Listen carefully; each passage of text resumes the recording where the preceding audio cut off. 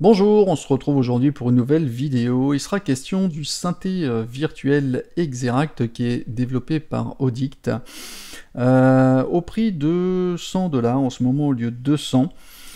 C'est un synthé qui fonctionne donc aussi bien en VST, Audio Unit, AX et aussi en standalone, c'est-à-dire sans avoir besoin d'un séquenceur hôte. Comptez 4 Go à peu près de disponibilité sur le disque dur pour le faire fonctionner, donc fonctionne pour Windows et Mac bien évidemment. Alors qu'est-ce que ce synthé? Alors, il ressemble à ça. Donc c'est un synthé logiciel relativement puissant pour créer des sons vraiment à l'infini. Les possibilités, les combinaisons sont vraiment infinies, alliant les éléments qu'on appelle de synthèse modulaire. Vous savez, c'est tout ce qu'on retrouve dans la synthèse classique avec les VCO, pour les oscillateurs, pour les filtres, les amplitudes, les enveloppes, les LFO, tous les paramètres qu'on a l'habitude d'utiliser pour moduler justement les paramètres entre eux, mais également aussi on aura à disposition des échantillons sonores pour apporter un côté organique qui vont apporter de la dimension au son pour éviter de rester sur des sons qui sont un peu trop neutres, qui sonnent un peu informatiques entre guillemets. Donc c'est un synthé qui est relativement polyvalent, que vous allez pouvoir, sur lesquels vous allez apporter de la texture par exemple pour tout ce qui est, si vous faites des BO de films ou des montages vidéo pour apporter de la texture. Vous pourrez faire des sons des années 80, des sons EDM, jusqu'à des sons qui percutent type dubstep. Enfin vraiment, vous avez le choix, un large choix au niveau de la construction sonore, et vous pouvez également aussi intégrer vos propres samples. Ça peut être relativement intéressant, ce qui rend en fait ce synthé au niveau de la conception sonore vraiment illimité. On n'est vraiment pas limité dans la création sonore. Ce qui va être intéressant aussi, c'est qu'on va retrouver le double compromis avec ce qu'on appelle un patch bay virtuel. Si vous êtes adepte de Reason, on connaît ça depuis longtemps, c'est-à-dire la possibilité de router, de câbler des éléments comme en réel, hein, sur les Moog ou sur tout ce qui est synthé modulaire. On va câbler un paramètre pour avoir une action sur un autre, mais on a aussi également une matrice de modulation qui va vous permettre de choisir un paramètre pour aller affecter un autre, enfin vraiment également comme on retrouve sur Reason. Donc je vous propose de regarder tout de suite comment ça fonctionne. Alors, je vais glisser la bête ici. Alors, comment ça se passe? Voyez qu'ici, on a, on va dire, 3 sections. Entendez ça comme ça. Ici, on a une section avec un oscillateur, un deuxième et un troisième. Ça se lie, on va dire, à la verticale. Chaque oscillateur a ses propres caractéristiques, c'est-à-dire, on a... je ne sais pas par quel bout commencer, tellement il y a de choses à vous dire, mais je vais essayer de faire concis. En gros, on a un oscillateur ici, avec des réglages propres à l'oscillateur, avec ici une section de filtres sur lesquels vous pourrez choisir donc filtre low pass, high pass, ou en comb ou en ring modulation, avec, donc ça c'est le paramètre de cutoff, de coupure de fréquence, avec la résonance. Et ici en bas, on a une section en fait de LFO, un step séquenceur et une enveloppe. Pour le LFO et l'enveloppe, je vous invite à aller consulter les tutos que j'ai pu faire en haut à droite de cette vidéo sur qu'est-ce qu'un LFO, qu'est-ce qu'une enveloppe, notamment ADSR, Attack Decay Sustain Release, avec parfois le hold qu'on a en plus, je vous en parlerai après. Et on peut router quand on prend les choses, vous voyez, quand on clique sur quelque chose, on peut câbler et on a des noms qui s'affiche. Par exemple là, je peux aller le router vers le cutoff, vers la FM, la modulation de fréquence, vers le volume. Vous voyez qu'il y a un petit curseur qui s'allume. Voilà, là je sais que je vais aller sur le volume, sur le panoramique, ici sur la tonalité, le detune, la vibration, la vitesse, la largeur stéréophonique. Vous voyez, donc je peux le faire avec une enveloppe également. Donc ici vous avez 3 sections, donc la première section ici avec enveloppe panoramique, ce qu'on vient de voir, une deuxième section avec des réglages au niveau de l'enveloppe, attaque, decay, sustain, release, possibilité de transposer, d'ajouter de la modulation de fréquence par octave ou fine à la note, et vous avez ici un wave shaper qui va vous permettre d'apporter, d'ajouter des harmonies sur votre son. Ici, donc on peut choisir également aussi la courbe au niveau de l'oscillateur. Au niveau des oscillateurs, comment ça fonctionne? Donc déjà, ils sont activés comme ceci. Vous avez la possibilité, ici en cliquant, d'ajouter, alors soit d'aller chercher une courbe sinusoïdale en triangle, saut en carré, ou soit effectivement après faire un drag and drop et d'aller glisser votre propre sample dedans. Donc ici on a des catégories sinon pour utiliser des échantillons sonores. Ici par exemple vous avez une idée.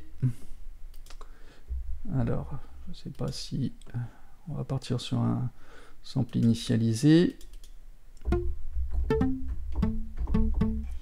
Ok. Brasse électrique guitare.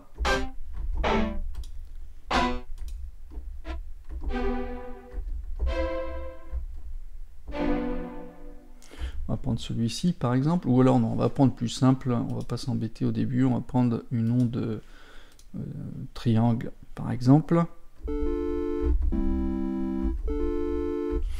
Alors vous voyez que, alors si on a un sample, bien évidemment on peut changer en millisecondes son départ, le départ du sample, et ici vous avez une fonction qui est très intéressante, notamment ici si vous utilisez à l'unisson.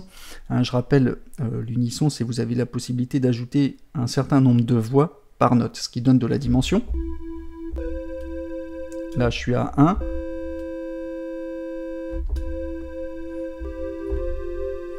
Et on sait bien que quand on utilise justement quand on ajoute un nombre de voix, donc un unisson par note, ça peut générer des problèmes de phase, d'annulation de phase, et justement en fait ici on peut générer au niveau du temps, le start mode, il va nous permettre en fait de définir des intervalles, une plage de temps, de façon à ce que les voix ne commencent pas en même temps et de façon aléatoire, ce qui donne de la dimension au son et ça évite des problèmes de phase. Donc ça c'est une fonction qui est très intéressante. On a la possibilité également ici de gérer le volume en fonction, vous voyez que quand je clique, il y a des points qui se créent et je peux régler le dosage du volume en fonction des notes. Alors si vous avez géré trop de points, vous cliquez droit pour les supprimer, voilà, mais je peux dire par exemple, je veux que les notes, vous voyez, si je joue avec mon clavier, en fonction des notes que je joue, vous voyez que j'ai une barre qui s'ajuste, donc là je vais aller au milieu de mon clavier, je voudrais dire, bah tiens, je veux un volume maximum ici, et progressivement redescendre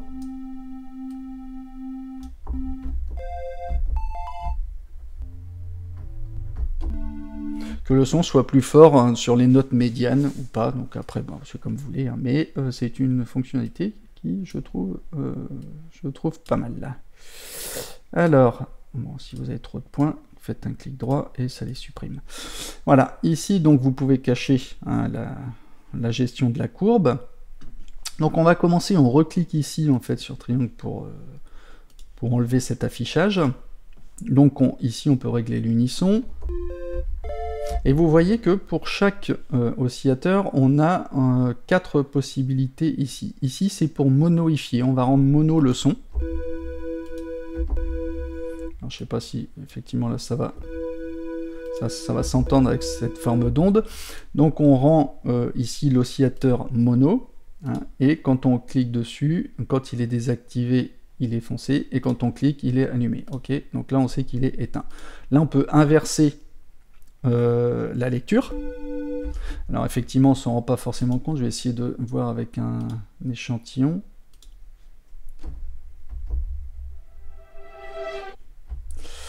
Voilà, donc là et là inversé. Donc ça peut avoir des effets artistiques intéressants. Alors je vais revenir sur une onde sinusoïdale pour vous faire, ou en saut.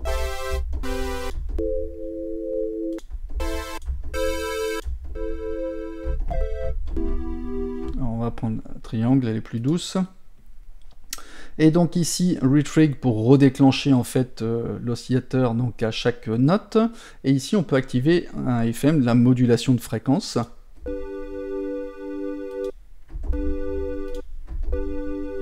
Alors bien évidemment, la FM vous allez le trouver dans le deuxième onglet. Parce que ici on a FM. Alors je l'éteins. Vous voyez qu'il ne se passe rien, par contre quand je l'allume,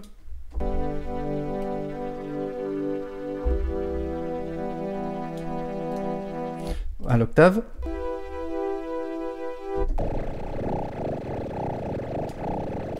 Et par note. Alors, quand on touche à l'FM, en général, on a des surprises.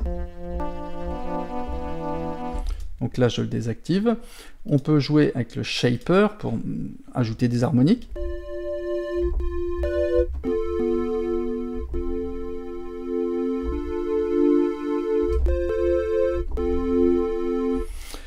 Ici, donc je reviens sur le mode par défaut. Je peux ajouter donc du vibrato.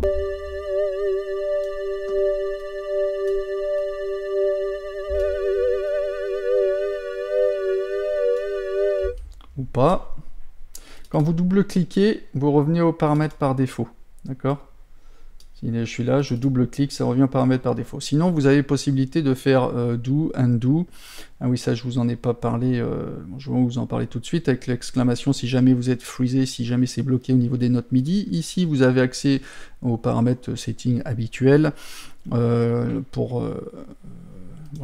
pour zoomer si vous voulez. Un peu plus grand. Oui, ça va être... D'ailleurs, c'est une bonne idée, j'aurais dû le faire dès le début. Changer en fait votre répertoire de samples, hein, celui qui est fourni avec la banque, etc., etc. Voilà. Alors, donc, j'en étais où? Alors, on a une section. Alors, avant de vous parler des autres onglets, je continue ici. Donc, la coupure de fil, par exemple.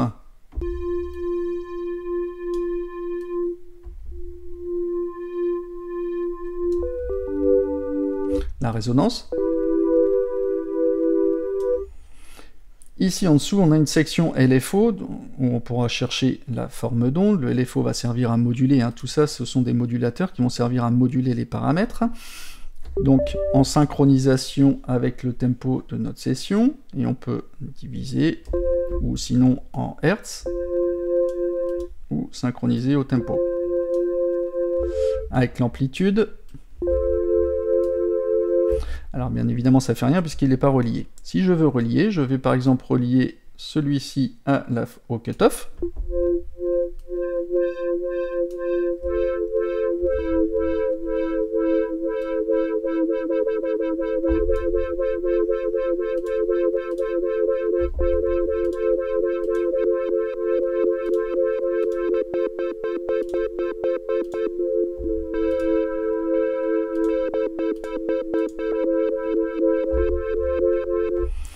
Ok, alors sinon, je peux, vous voyez que si j'active ici le step, ça éteint le LFO. Ça veut dire je switch entre l'un et l'autre. Soit j'utilise le LFO pour moduler mon cutoff, soit j'utilise ici, je clique sur les paramètres, et vous voyez que, alors, soit on a la possibilité de copier sur ce qu'il y a sur le séquenceur 2 ou 3, ici, puisqu'on a trois possibilités avec 3 oscillateurs. On peut déterminer le nombre de pas. Voilà, et je peux dire, bah, tiens, je veux une action, je vais régler les choses comme ceci. Avec 8.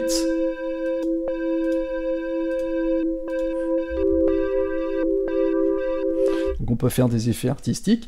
Là, vous voyez que quand si le petit cercle ici est désactivé, j'ai un seul cycle quand je maintiens une note. Et là, c'est en boucle. Je peux apporter, lisser, quand j'ai des tranches en fait qui sont abruptes, je peux lisser le step.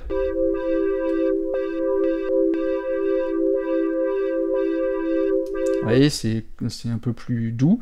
On a la possibilité également d'avoir une action avec une courbe, avec des notes qu'on peut faire comme ça. Donc c'est à votre choix, comme vous voulez. Donc ça c'est bon. Ici, on a la possibilité donc de gérer l'enveloppe. Donc on peut le faire. Je peux également mettre par exemple une enveloppe. Je vais activer la FM.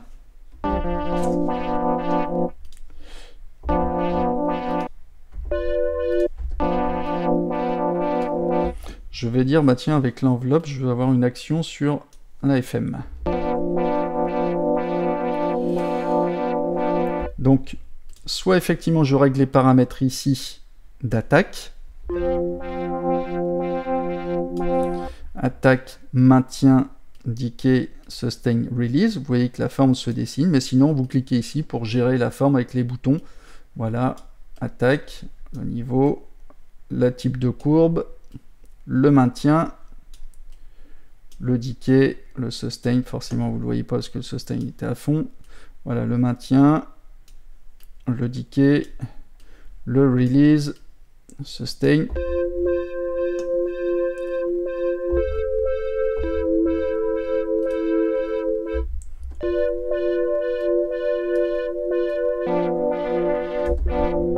Et vous voyez l'intensité qui joue sur la FM.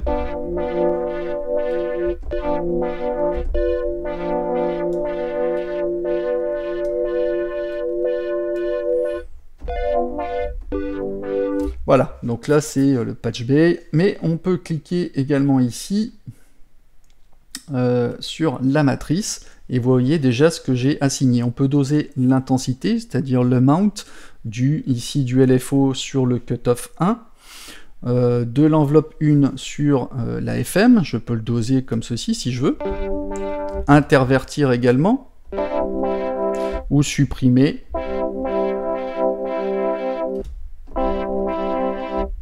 Ok. Ensuite, on peut aller chercher directement si on veut une source, c'est-à-dire le LFO ou séquenceur 1, enveloppe 1, ou ici les CC. Effectivement, ici on a la possibilité d'aller affecter. Ah voilà, attendez, on en reparlera après. Donc on va chercher une source, on va chercher une destination à paramètre, tout comme Reason, si vous êtes habitué de Reason. On peut ajouter les connexions, ajouter ici aussi, ça c'est assez drôle, des connexions aléatoires, comme ceci, ping. Là, vous voyez, là il m'a mis une CC sur celui-ci, c'est-à-dire sur la panoramique de l'oscillateur 2. Ok. Alors si par contre vous avez deux câbles, si vous voulez en enlever un, quand vous cliquez une première fois, il vous propose le vert. Si vous recliquez une deuxième fois, il propose le vert clair. Ok. Donc parce que si vous voulez enlever, hop là vous enlevez celui-ci, mais si c'était l'autre, vous cliquez une fois, il vous dit c'est celui-là que vous enlevez, si vous maintenez, et vous recliquez une autre fois, il va dire bah, c'est celui-ci que je veux enlever. Ok. Voilà, parce que si vous cliquez ici, vous ne pouvez pas l'enlever de là, ça vous propose de le mettre autre part. D'ailleurs, on peut le mettre sur un autre, hein, on peut le mettre sur le cutoff d'un autre, hein, on peut aller vraiment comme on veut, faire comme on veut. C'est vraiment super intéressant et très bien pensé.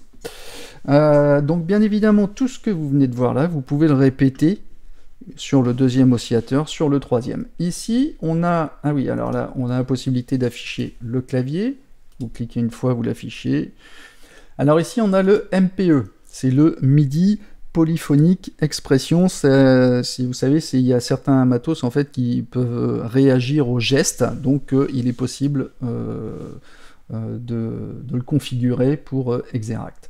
Ici, on a des routings, une matrice de routing MIDI. Je vais y passer. Ah oui, on a un mode dynamique et un mode par note aussi. Alors ça, quand vous êtes en mode dynamique, c'est-à-dire toutes les configurations que vous avez au niveau du patch bay, au niveau de la matrice, tout est pris sur l'ensemble des notes, mais vous pouvez le mettre aussi par note. Ça veut dire que quand vous activez par exemple un LFO ou un arpégiateur, vous êtes en train de jouer, vous activez par note, et ben, on va avoir chaque note va être représentée dans la dimension sonore, dans l'espace stéréophonique, et ça, justement, ça donne de la dimension au son. C'est pour ça qu'il s'appelle par note, et c'est vraiment très sympa à utiliser. Glide pour le glissement entre les notes. Donc ici, la partie supérieure, on a le mode oscillateur. On a un mode effet qui permet ici de cliquer, par exemple, d'ajouter du chorus. On peut ajouter, alors, il y a plein d'effets. Pour un beat crush, hein, pour dégrader le son.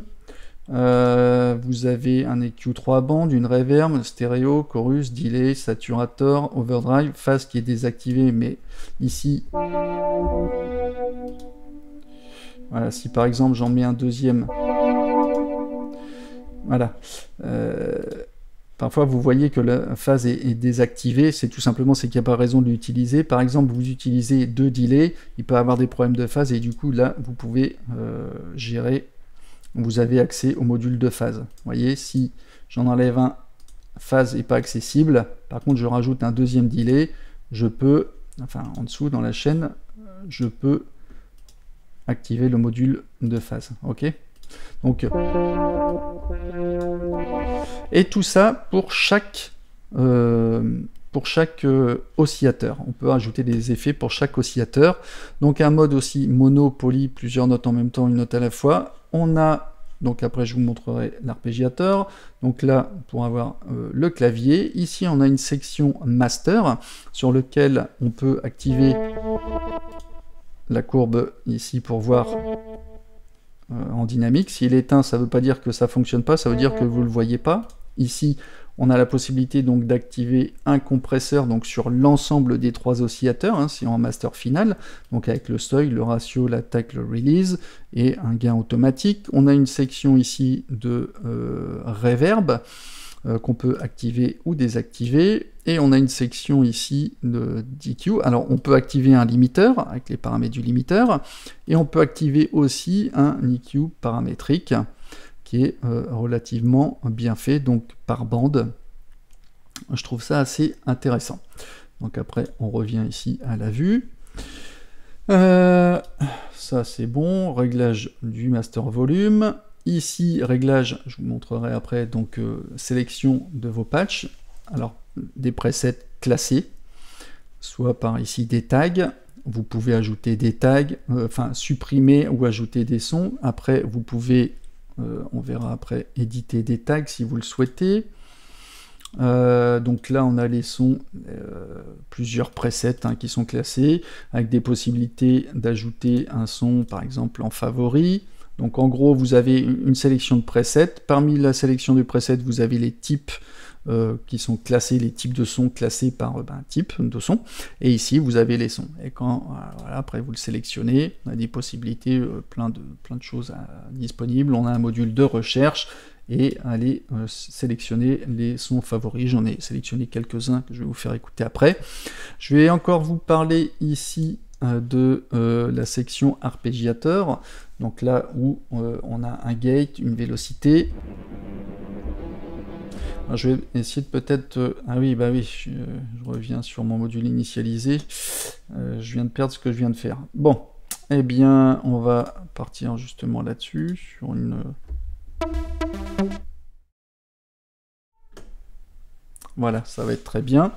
Donc ici, vous avez l'arpégiateur, donc avec possibilité de gérer le gate pour faire les coupures, la vélocité,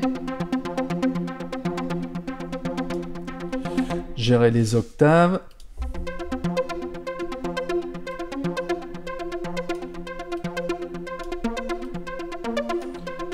vos notes, le nombre de pas, montant, descendant, les divisions, l'insynchronisation, donc non synchronisée par défaut à 110 BPM, synchronisé ici au tempo de ma session. Bon, c'est classique. Ok, hop, on revient sur notre module général. Donc vous voyez que c'est très complet. Ici on a aussi le key follow, suivre le clavier au niveau du filtre. Bon, je vous ai dit déjà pas mal de choses, je trouve. Je vous propose de faire un petit test de son pour que vous ayez une idée. Alors, je reviens ici avec les favoris. C'est parti.